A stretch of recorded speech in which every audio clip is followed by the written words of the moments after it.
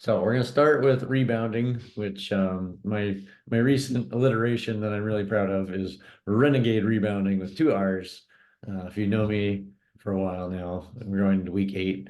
I really like alliteration where all the words in the sentence start with the same letter, and it just makes me happy when I find one that really works and has lots of meaning to it. So renegade rebounding, I really have arrived at over a lot of time of studying Dennis Rodman and his approach to rebounding. If you're not familiar with him, look him up. He's a legend that really got more rebounds than scored points in a lot of his games and even over his whole career. Was just a specialist in playing that role and being a great rebounder. And the three words, again, my alliteration, three words that start with P that I've arrived at that are the important pieces of rebounding. One is prediction, getting good at knowing where the ball is going to be earlier than anybody else and more accurately than anybody else gives you a natural advantage. You're going to have an instinctual understanding of where to be and where the ball is going to be. Position is the second part. If you know where the ball is going to go, then you can adjust your position accordingly and have a head start to go get it. And then the third one is what most players and what most coaches leave out of this equation is pursuing the ball. We talked about going way back to week 2 with our defense stuff. Go get the ball as the ultimate objective of rebounding. So we talked about boxing out as kind of holding the other player back. We want to go after it with pursuit. So if we predict where it's going, we position ourselves in an advantage position, and we go after it and pursue it, we're going to end up with a lot of rebounds. So this week, where we had previously worked on the defensive side of rebounding for the most part, we're going to talk about the offensive side. So when your teammate misses, these are the tools I like to use to get better at getting the ball and being able to score after getting the ball. So the first one's going to be tipping the ball, which for most players is kind of a new idea. Maybe you've done a tip drill with coaches, guiding you, but it's like tip, tip, tip, tip, tip repetition. What we're trying to do is tip it somewhere useful one time and accurately so that we can go get the ball. So we're going to work on tipping it to ourselves, which can be very useful. What's something Dennis Rodman did really well is tip it out of a crowd to somewhere you can go get it easier by yourself. Tipping it out to a teammate, which has become more popularized and more frequently used at the higher levels of play.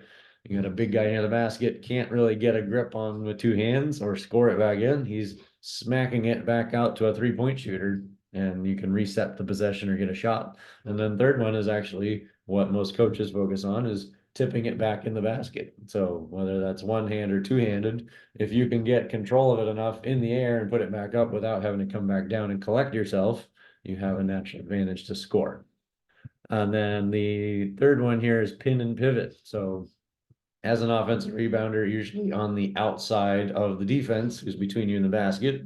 So when a shot goes up, they have a natural advantage of position to start with. And so a pin and pivot is something Dennis Rodman did very well, of actually pushing the defender under the basket and then pivoting so that you're facing away from the basket, but the ball's bouncing off towards your open arms, and your opponent is basically under the backboard and the rim where they don't have a chance to get the ball.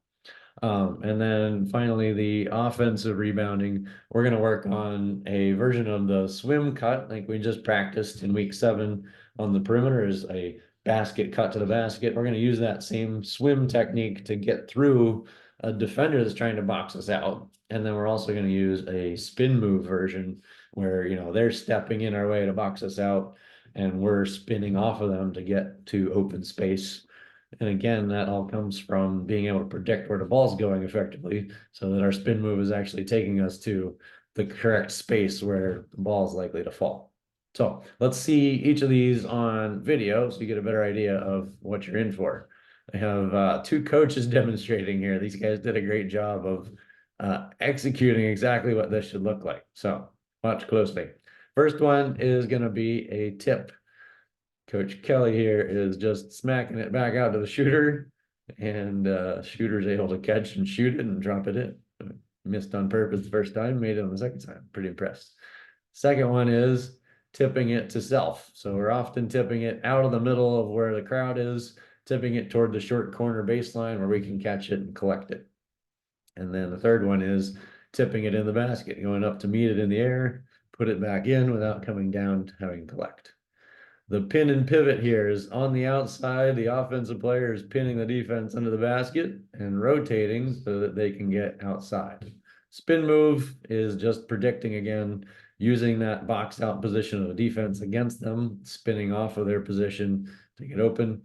And then the swim move is really cutting over their inside shoulder, trying to get a step on them and swim our arms and shoulders through them. Same techniques can work in a free throw rebound situation. Simple box out can work here because we're in close proximity. We can swim or spin move off of that. And then when we're boxing out the shooter, something I like to work on is how our feet are moving to get there. So taking a running stride, kind of like our X step, run, turn, and sit, and get in front of the shooter as soon as possible.